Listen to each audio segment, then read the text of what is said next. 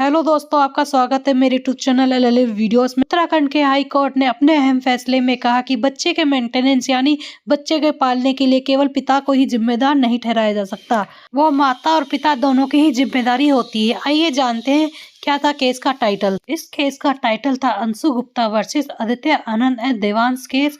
इस केस की सुनवाई पंकज पुरोहित की बेंच कर रही थी।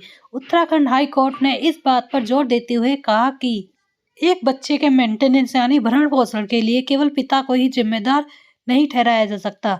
सीआरपीसी की धारा 125 के तहत माँ और बाप दोनों ही इसके लिए उत्तरदायी होते हैं। यह दोनों की ही जिम्मेदारी होती है। इस केस में जस्टिस पंकज पुरोहित की बेंच की फैमिली कोर्ट के द्वारा पारित किए गए एक आदेश के खिलाफ याचिका पर सुनवाई कर रही थी।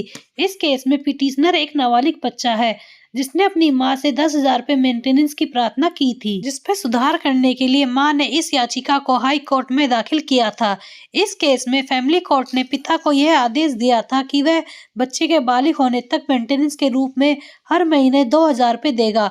बच्चे के अपनी माँ से यह प्रार्थना थी कि माँ 10,000 रुपए मेंटेनेंस के तौर पर दे, क्योंकि माँ इस लायक थी। और इस कपल की आपसी डिस्प्यूट यानी आपसी झगड़े की वजह से इन दोनों का डाइवोर्स हो गया था और महिला इसी कारण से अलग रहने लगी थी और नाबालिग बच्चा अपने पिता के साथ रहता था, जिसकी वजह से उसे कभी माँ का प्यार नहीं मिला।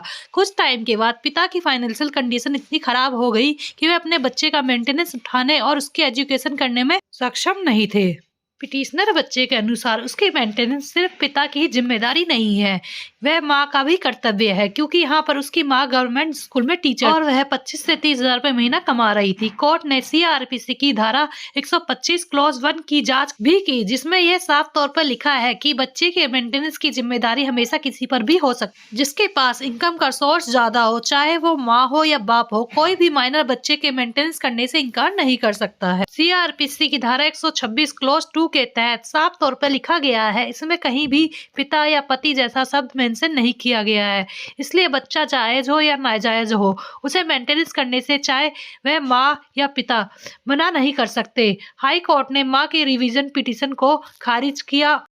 तो यह जजमेंट थी उत्तराखंड हाई कोर्ट की। यदि वीडियो अच्छी लगी है तो ऐसी इंटरेस्टिंग वीडियो के लिए आप एलएलवी वीडियोस को फॉलो करें एंड चैनल को सब्सक्राइब। Thank you.